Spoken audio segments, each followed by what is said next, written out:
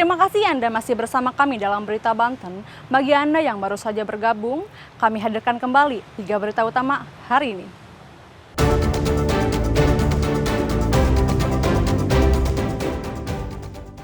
Puluhan lubang tambang emas ilegal di Lebak ditutup Satgas Penertiban Kawasan Hutan.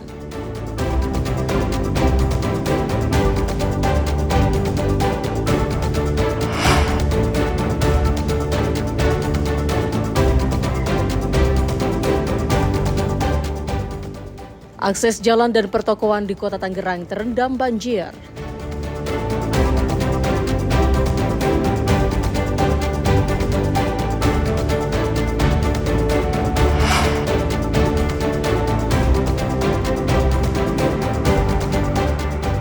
Langgar jam operasional, puluhan truk tambang diputar balik polisi.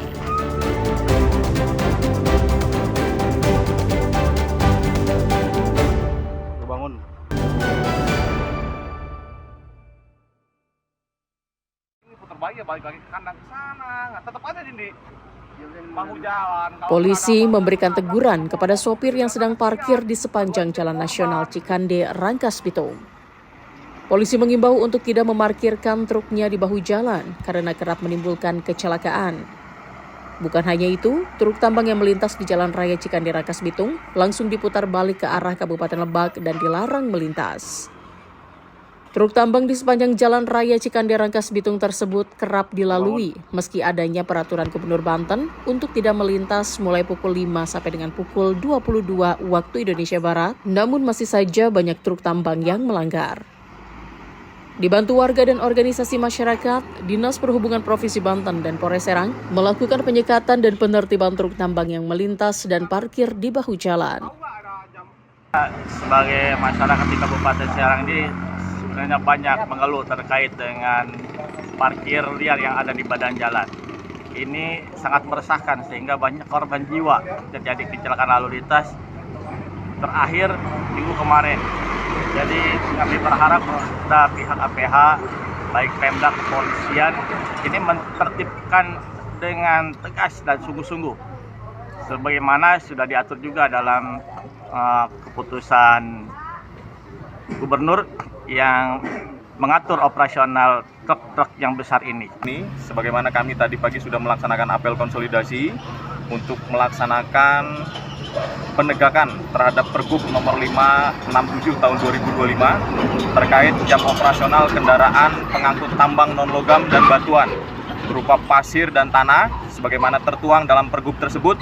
Jam operasional mulai bisa melintas pukul 22 sampai pukul 5 pagi. Dan hari ini kami di posko terpadu, selain unsur TNI Polri, dibantu dari Dishub, Pol PP, dan untuk khusus hari ini, kami dibantu rekan-rekan dari Formasi Cikoja, melaksanakan peneguran terhadap kendaraan-kendaraan yang masih parkir di bahu jalan sepanjang jalan Citras sampai Cikande. Selain memutar balik kendaraan yang melanggar, petugas juga memberikan imbauan kepada sopir agar tidak memaksakan diri beroperasi di luar jam yang ditentukan. Ariel Maranus dan Ahmad Sayuti melaporkan dari Kabupaten Serang. Aksi demo puluhan mahasiswa dari berbagai elemen mahasiswa Lebak bentrok dengan polisi. Bentrokan dalam hari ulang tahun ke-197 Kabupaten Lebak berujung ricuh karena mahasiswa membakar ban dilarang Kapolres dan api dipadam petugas. Saling dorong dan baku hantam antara peserta aksi dan aparat keamanan pun tak terhindarkan. Selanjutnya aksi kembali kondusif setelah petugas menarik diri dan mahasiswa kembali membakar ban dan berorasi menyampaikan berbagai tuntutan. Namun aksi kembali rusuh setelah mahasiswa mencoba masuk ke kantor bupati dan ingin bertemu dengan bupati. Saling dorong dengan petugas pun kembali tak terhindarkan. Rohimin, salah satu mahasiswa mengatakan, aksi demo ini bentuk ketidakpuasan mahasiswa terhadap pemerintah Kabupaten Lebak, khususnya Bupati dan Wakil Bupati.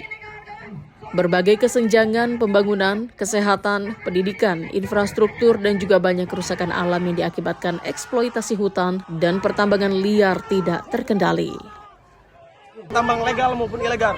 Karena hari ini di Kabupaten Lebak sudah banyak tambang-tambang di per kecamatan, pasti ada tambang per satu kecamatan ada satu tambang. Mulai dari kita lihat saja, kota Rangkas Bitung saja seharusnya menjadi ikonik Kabupaten Lebak, malah ada tambang-tambang ilegal maupun legal. Bisa kita lihat di Mandala kemarin sudah ditutup, namun masih banyak tambang-tambang ilegal di daerah-daerah dan kecamatan-kecamatan di Kabupaten Lebak. Nah, itu juga harus menjadi momen-momen, jadi tantangan-tantangan pemerintah Kabupaten Lebak. Jangan sampai tambang-tambang ilegal maupun legal ini mencemarkan lingkungan. Jangan sampai tambang-tambang legal maupun ilegal ini menjadikan Kabupaten Lebak seperti Sumatera Daratan.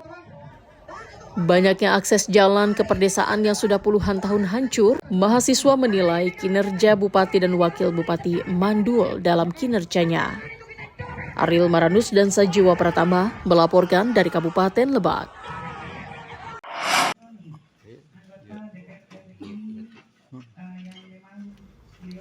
Dalam rangka memperkuat pelaksanaan program strategis nasional Makan Bergizi Gratis, calon pegawai Satuan Pelayanan Pemenuhan Gizi atau SPPG di Kabupaten Pandeglang mengikuti pelatihan keamanan pangan dan sertifikasi layak higienis sanitasi atau SLHS. Pelatihan diadakan di Desa Ramayana, Kecamatan Cisata, Kabupaten Pandeglang. Kegiatan diikuti oleh 94 calon pegawai di 2 SPPG yang bernaung di bawah Yayasan Fastabikul Khairat. Dalam pelatihan ini, peserta diberikan materi tentang bagaimana tata cara mengolah makanan yang baik. Kegiatan pelatihan ini bertujuan untuk meningkatkan wawasan dan pengetahuan para relawan, serta bagaimana cara mengolah makanan yang higienis agar aman untuk dikonsumsi. Materi disampaikan oleh tim dari Dinas Kesehatan. Tapi pelatihan yang diberikan adalah bagaimana ada 6 bab. Tujuannya adalah bagaimana semua relawan tadi yang dari 2 SPPG ini bisa mempunyai wawasan dan pengetahuan cara mengolah makanan yang higienis ya, agar aman untuk dikonsumsi ya. Kalau Cisata dan ikut berarti hampir 194. Kalau untuk jumlah sasaran siswanya? Sasaran siswa untuk awal sekarang 2.400 satu dapur. Melalui kegiatan ini diharapkan seluruh pengelola dapur gizi di Kabupaten Pandeglang dapat menerapkan prinsip higienis dan sanitasi yang baik. Ariel Maranus dan Septiana Wahyudi melaporkan dari Kabupaten Pandeglang.